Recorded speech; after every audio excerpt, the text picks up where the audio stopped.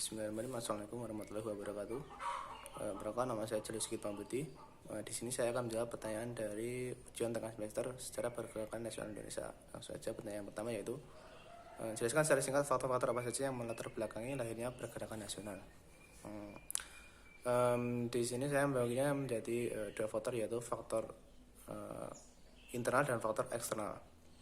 Faktor internal dulu, yaitu pertama adanya penderitaan rakyat yang berkepanjangan yang melahirkan rasa persamaan dan semangat untuk berjuang melawan penjajah. Selanjutnya yaitu lahirnya para kaum intelektual yang nantinya itu memimpin pergerakan tersebut. Selanjutnya yaitu adanya diskriminasi rasial yang dilakukan oleh Belanda. Selanjutnya adanya kenangan kejayaan pada masa lalu seperti pada zaman Sriwijaya dan pada zaman kerajaan Majapahit. Selanjutnya yaitu faktor eksternal atau faktor dari luar, yaitu pertama lahirnya dan berkembangnya paham-paham baru di negara-negara di Amerika dan Eropa seperti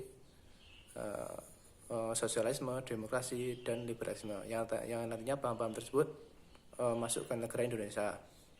Selanjutnya yaitu gerakan Turki Muda, yaitu gerakan yang melahirkan dan menumbuhkan nasionalisme di Turki. Selanjutnya adalah gerakan pan-islamisme, yaitu gerakan persatuan para kaum muslim di Timur Tengah yang dipelopori oleh Jamaluddin Al-Afghani, yang nantinya itu dapat merubuhkan atau menggulingkan kekuasaan imperialisme barat.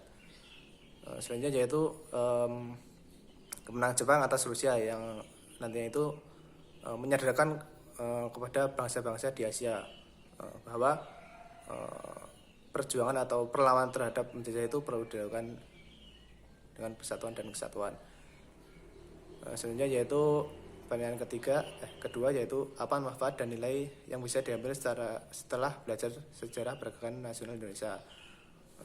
Saya mengambil 3 saja, yaitu yang pertama mengetahui perjuangan para pejuang dalam merebut kemerdekaan Indonesia. Selanjutnya yaitu menambah rasa cinta terhadap tanah air.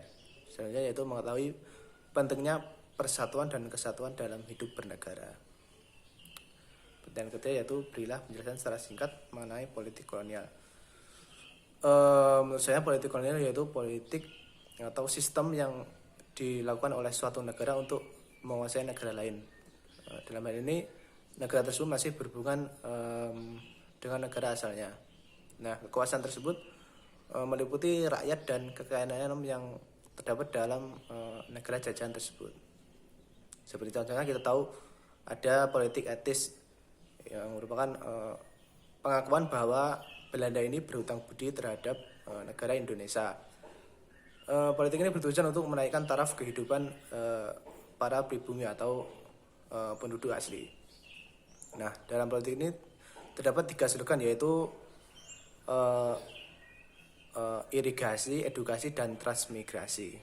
Nah, namun dalam pelaksanaan 3 slogan atau 3 kebijakan tersebut, Belanda ini melakukan penyelewangan yang bertujuan untuk melanggengkan kekuasaannya di Indonesia. Contohnya pada bidang irigasi, pengairan atau irigasi itu hanya ada di perkebunan subur yang dimiliki oleh swasta, yang notabene itu orang-orang Belanda. Para masyarakat pribumi tidak kebagian irigasi tersebut. Yang kedua adalah dalam bidang edukasi. Nah, sebenarnya bidang edukasi ini bertujuan untuk meratakan pendidikan atau memajukan pendidikan di Indonesia. Namun dalam pelaksanaannya pendidikan tersebut hanya bisa diakses oleh masyarakat kalangan atas seperti anak-anak pegawai, konglomerat, dan orang-orang kaya. Adapun pendidikan kelas 2 atau pendidikan bertaraf rendah yang ditujukan oleh pribumi, namun pendidikan itu masih sangat terbelakang dan masih bertaraf yang sangat rendah. Selanjutnya yaitu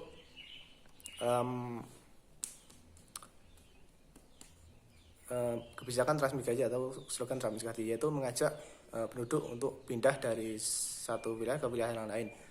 Dalam hal ini untuk mencapai kesejahteraan di daerah lain. Namun dalam pelaksanaannya penduduk-penduduk tersebut malah dipindahkan ke perkebunan milik Belanda dan mereka itu dijadikan budak di situ dengan harga yang murah. Seperti itu. Mungkin itu saja yang dapat saya sampaikan. Apabila ada kurang lebihnya saya mohon maaf. Akhiran wassalamualaikum warahmatullahi wabarakatuh.